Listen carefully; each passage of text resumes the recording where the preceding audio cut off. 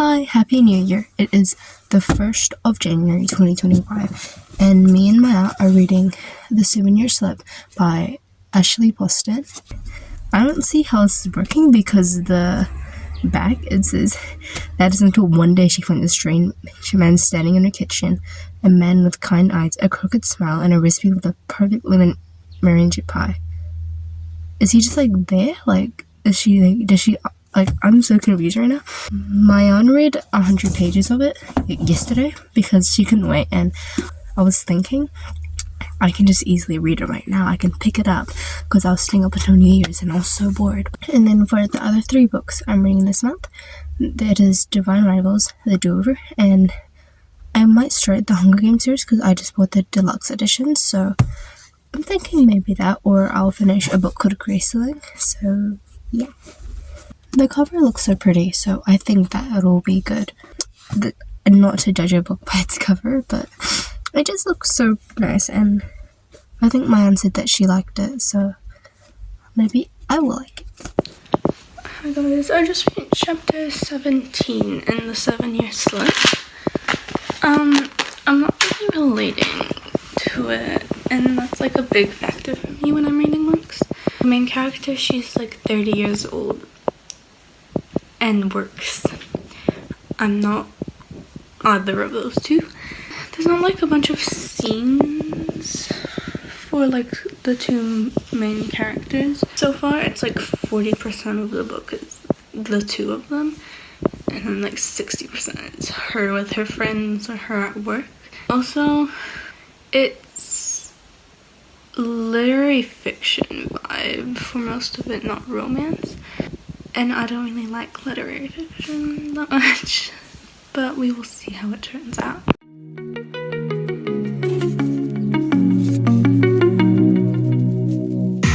I can feel you in my heart, you in my arms.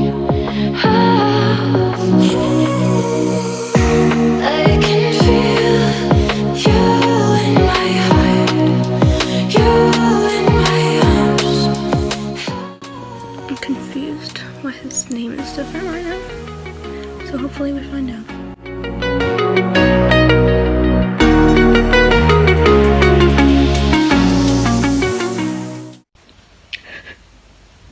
I can't take this book anymore. Okay, I'm on chapter 17, and Clementine just found out something like kind of big about a man. Like, I don't know how to pronounce his name. Like Ivan, I don't know, but I don't know where this is going, but I think I actually like it now. Like, I know it's more like literary, like fiction, but that means that has beautiful quotes, and like I was gonna annotate it, but the book is just too beautiful for that. Like, I don't know, like I just don't want to annotate it because of how beautiful, and I just want it to stay perfect. And I also bought the cheat sheet today. And I have so many books with me, and I'm not even in my city. I'm in Hamilton. So page 144, it's like a bit like half left, you know? I think it's about half, and yeah. Hello, I just finished the 7-Year Slip, and let's just say that it was a roller coaster of emotions. And yes, I did cry a lot, but it was a really good book. It did change from literary fiction into romance, I think. But like there's a mix of the both of them. And like I really did like it. I loved Ewan and Clementine and how he calls her lemon, and how his favorite color was yellow like hers, and she knew it. It was so cute. But like I hated that she had to add a spy scene at the end, because it could have been like a really wholesome, sweet moment, but then it just snapped, which is fine because there wasn't that much, but like, I didn't like it. But it was alright. I think, I don't know yet what I'm gonna rate it. It's either like a 4.75 or a 5. But I feel like it shouldn't be a 5 because I don't like books with smut.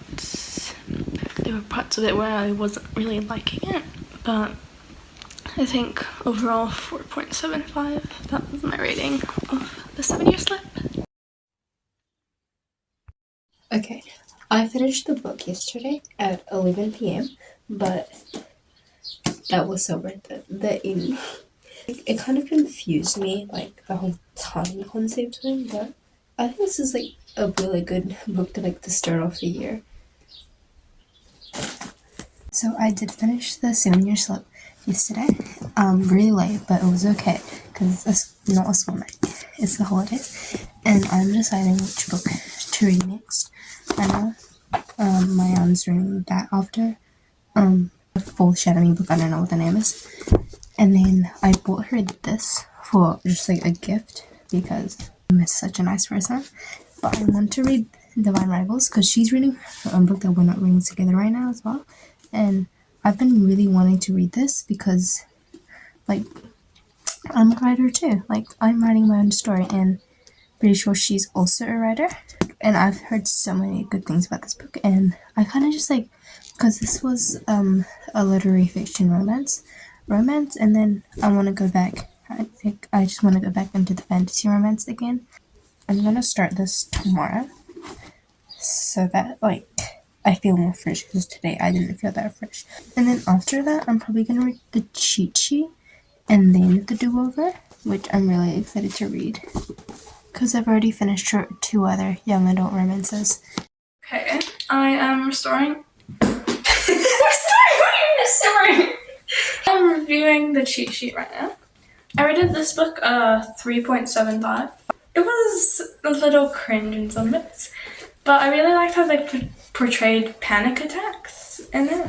And Brie is so me-coded. Like, yeah, Nathan, not his biggest fan. I didn't like him that much.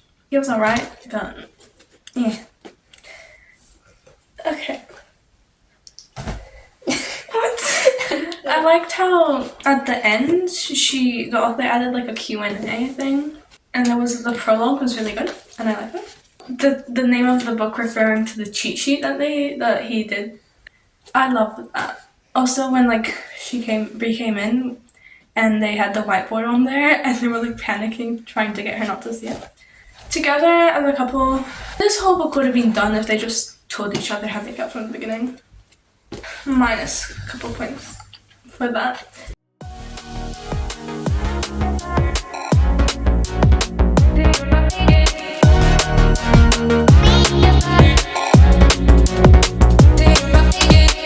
Okay, it is the 4th of January, and I'm reading Divine Rivals, obviously, because I actually started it last night because I couldn't wait.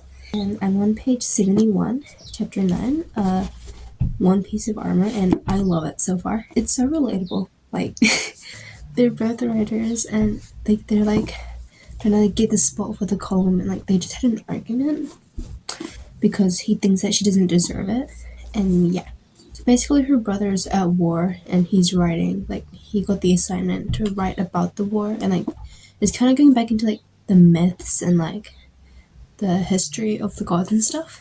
It's actually not that hard to process. Like, it's actually really fun to read about. Like, I can actually remember it. I'm like the type of person who skips over like the big like build up, but like there's not much like, it's not like that complicated, which is why I love it so much. Sorry if I look dead. I'm so tired. I will update later.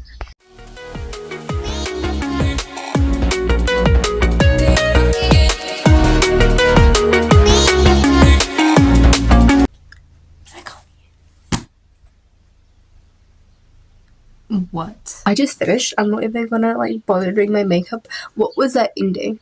What was that? Okay, I don't even know what I'm gonna rate this. This is... Why?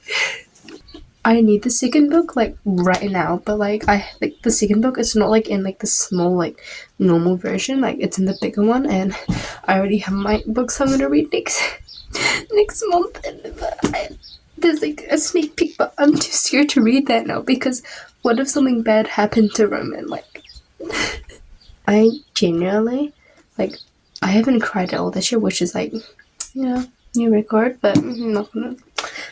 This, I was tearing up Okay, I was tearing up because what do you mean? Like, I need some time to think right now.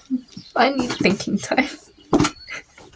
The last 3 books of the Shatter Me series. I haven't finished Imagine Me yet, but I'm like halfway through.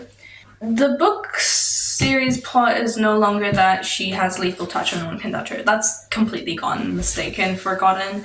That's not anything with it. Aaron, the moment Juliet is gone, goes back to Aaron, the depressed emo person. Like, jeez. Nazira and Kenji. I don't like how Kenji is so desperate. I mean, I like him, but why is he so desperate? Eh.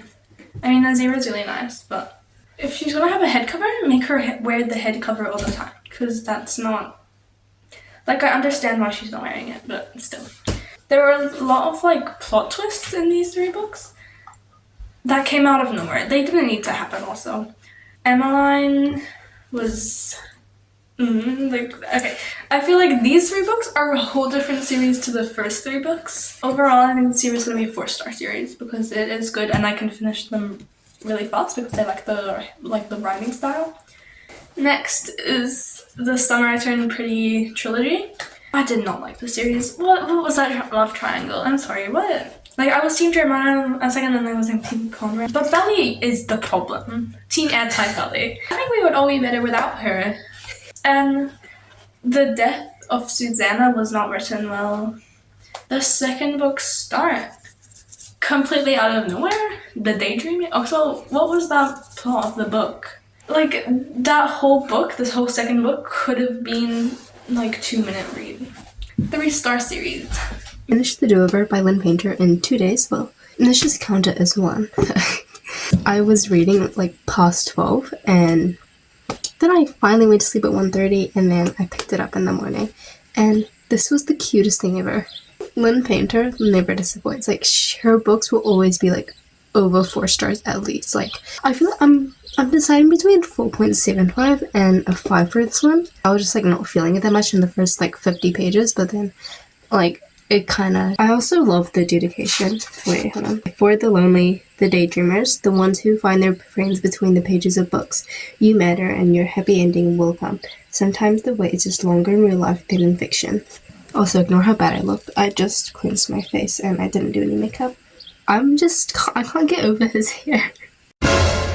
I'm not sure about the cheat sheet right now because, like, first of all, the cover, it's not that appealing to me. Like, you see, like, this looks fun, it's bright, it's beautiful, and then the cheat sheet, kind of dull.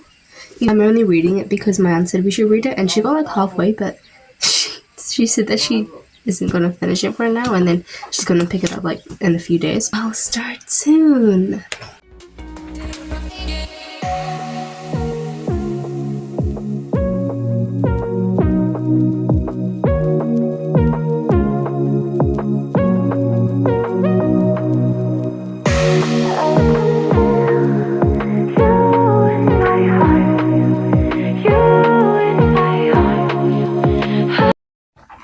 It is the 15th and I'm back in my city and I'm on page 54 of the cheat sheet. Really, I haven't really been reading that much. Like, I actually bought Ruthless, Vows and I really want to read that. And this book, it seems like a fun book, but it's not appealing that much. Like, I don't really feel like I really want to read it. I'll try reading more. I just finished reading the cheat sheet and it didn't start off that well for me, but it actually...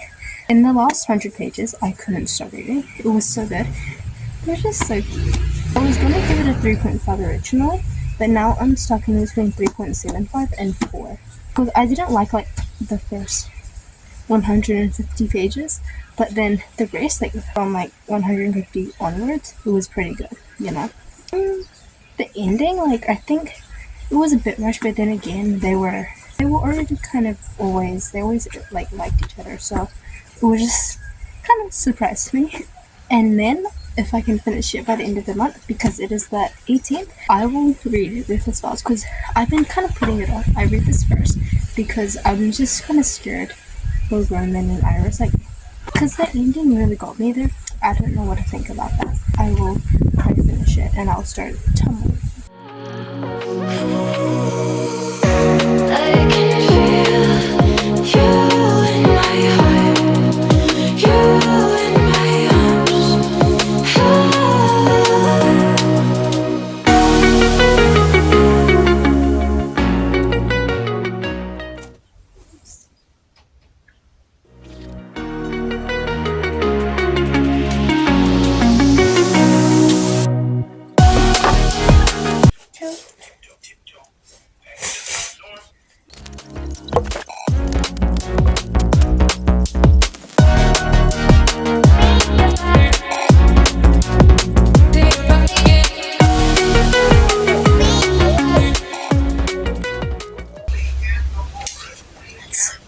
That's so cute.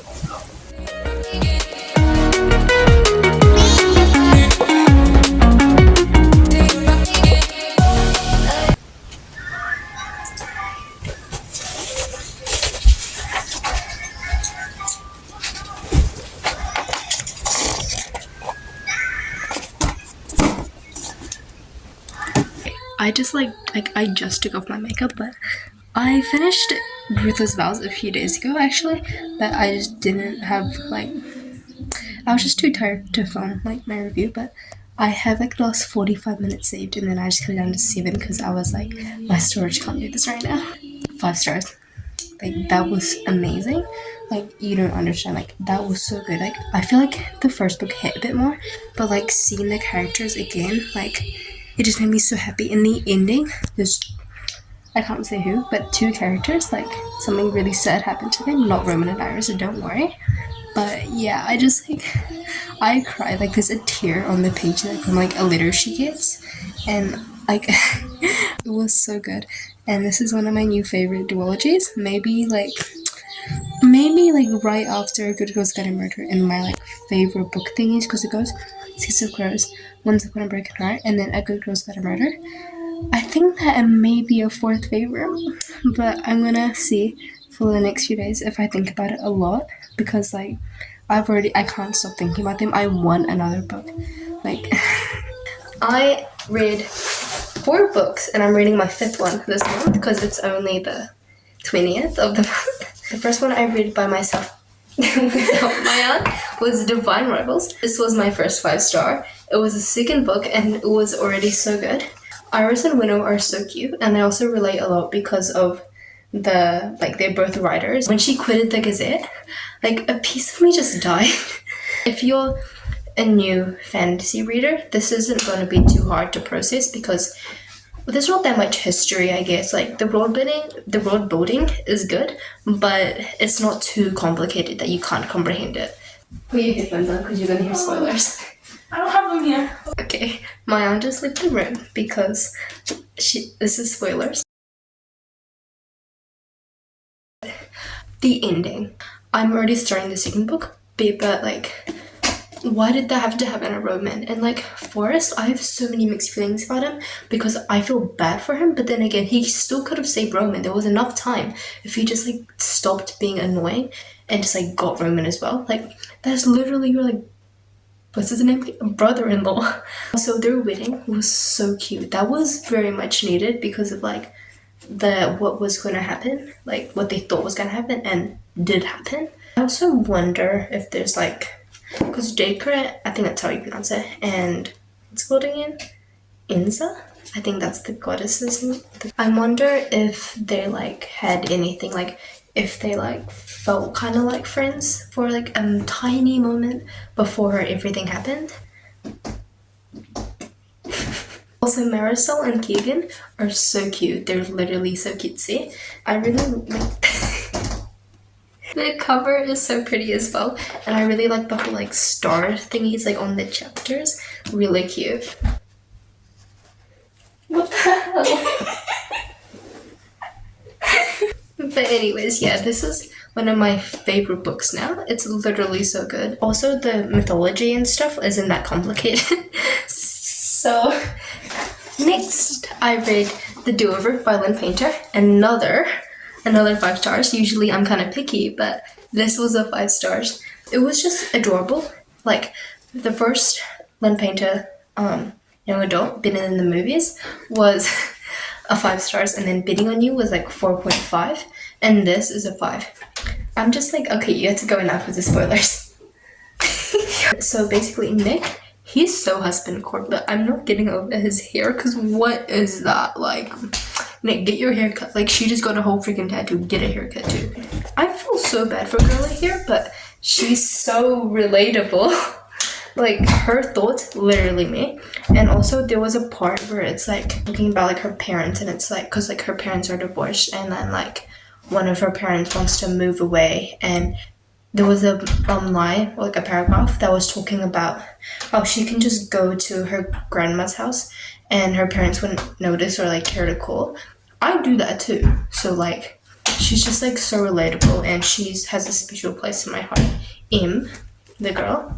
So it's really cutesy, beautiful young adult romance. The text is literally the perfect size. I'm still loving the confessions. Like, this is confession 11. I daydreamed for years about getting in a fist fight with Khloe Kardashian. I'm positive I could take her. She like writes these confessions and like puts it like in a box in her wardrobe. I love how the days keep repeating, and then like so the first day, like before everything started repeating, she said to him, "Wait, you don't know me? I'm literally like your chemistry partner." And then he was like, "I don't know you." The day repeats again. Like, he says, "Yeah, you're my chemistry partner. We're not strangers." And then like later she's like, "So if someone lies to you about not knowing you even though they do, why would they do that?" And then he says, "Oh, they probably have a thing for you." So technically he liked her, and she only just like started like talking to him again. And then the thing where she's like, "I love you, but I can only love you for 7 more minutes," because she thought the day was going to repeat again. No. Right now I am reading Ruthless, Vows. This is the bookmark I'm using for it. It's because it's my favorite, and I cry whenever I lose it, like literally. I'm only 30 pages in, and I already I'm so sad. Roman he's writing for Dacre. Like, he just betrayed like everyone, and he doesn't even know it because he lost his memory because Forrest ran away, and then Dacre was like, "Oh, can't let that happen again."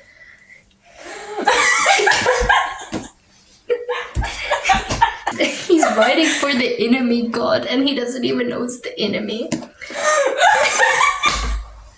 Because he lost his memory because of Dacre, and it's so sad. Okay, never mind. I hate Forrest. I don't like him. If he really wanted his sister to be happy, go save her freaking husband. Dacre saves hundreds of wounded in Evelyn Bluff by Roman Carver Kit. And then Iris whispered she could feel her bile rising, burning through her chest like fire. "I'm sorry, Iris," Helena said again, the light vanishing from her eyes. "Roman has turned on us." He doesn't know, though. I want them back so bad. Torn apart by war, reunited by love? Question mark? What's that question mark there for? The cover is so beautiful, but I just want them back already. I just flipped to a chapter. I just saw the chapter name. I'm kind of scared of that, but yeah. Also, why is Envy not doing anything? She's got a bunch of people to fight for her side of the war, but she's a goddess. Just help your people, play an instrument or something. I don't know, the thing that helps them go to sleep for years. She did it once, she can do it again. But yeah. Okay, so spoiler section for last 3 books of Shatter Me. Juliet and her whole thing with Oceana and her parents and her sister. What was that about? All that information was on 1 page. You don't put all the plot twists on 1 page in 1 chapter. At least drag it out a little bit. I was what in the world is happening right now? Also, I don't know what happened with that Emmeline scene in Imagine Me. Why did she take control over Juliet's body? And then she's sorry, but she's not sorry, but she understands. Stop. Just no. You're the whole reason why Juliet is with Anderson right now. Kent sacrificing his power to Paris Anderson? Oh my gosh, what is wrong with him? And James, poor James, jeez. Aaron is really depressed with the disappearing of Juliet as thing. Also, no one knows what to call her. Ella Juliet. Just pick one. Oh my gosh. I think her name should be Ella because Juliet is Anderson's thing. James deserves a lot better than what happened to him. The way he was dragged out, as leverage. Hello? Aaron can be a little nicer to James. Sorry about that scene and when James just woke up and Kenji walked in on Aaron talking to James. Just getting information. He's your brother. Just help him or something. I hate Kent I hate Adam. I don't know why Ali likes him, but yeah. The next spoilers is for the Summer 10 Pretty books. First book, I don't have anything really to say about that book. Just her at the house falling for Conrad over and over again. Like, Taylor thing, that didn't need to be in there. And the whole thing with her brother and Taylor was never really sorted out. And the second book, the daydreaming about Conrad and her, what was that about? And then it's like, it's been 2 months since Susanna died. Can you not? Like, you were just daydreaming about Conrad. That's a change of subject. That should be more serious. The whole thing about Jeremiah and Belly chasing after Conrad again. What? Why? Mr. Fisher, all that drama, all that tea, all that beef. That was unnecessary. And then the third book, The Wedding, ridiculous. They're too young, and it didn't work out anyway. That ending, that cliffhanger, what? Like, you're telling me I read all those three books just for like an uncertain ending about and not knowing who she ends up with? I was in between Jeremiah and Conrad, like back and forth, like whose team I was on. I'm ending up on Team Conrad because Jeremiah didn't suit her. But yeah, that's the spoilers. The 7-Year Slip by Ashley Poston. I read a 5-star. I love it. I rated it at 4.75 just because I feel like there were times where it was just really boring and like things that didn't really help the plot. And then there was also at the end, there was a spice scene when it could have been something really nice, you know? Because they finally got together, like they immediately did the yada yada. And like just like having a nice moment, you know? I think Ewan, is that how you say that? I don't know. He was a jerk in the future for like the first part. But when he said like, hey Lemon or something in that meeting, I died. Insane. I was like, oh my god. For like the whole ending, like the last 5 chapters, I was crying. Like, I was having to hold my book up like that so it wouldn't get tears on it. It was just really good. I didn't cry, but I was just like really sad. While I was reading, I was so confused because I was like I was just confused on like where he is right now. Like, is like he's still in the future while she's like still experiencing, and then I kind of understood more towards the end, but just kind of messed with my brain a bit. I understood it like halfway through, but yeah, the grief. That's how you say it, right? Yeah, the grief with the aunt. It was I annotated the whole page about like something about the aunt. It was described really well, you know, like yeah. It wasn't worse than some books. She just like gets over it later, like. She's still upset about it throughout the whole book and like remembering her. A lot of it, like, I know it's literary fiction, but like I still wanted there to be like a bit more romance. It just kind of bored me a lot.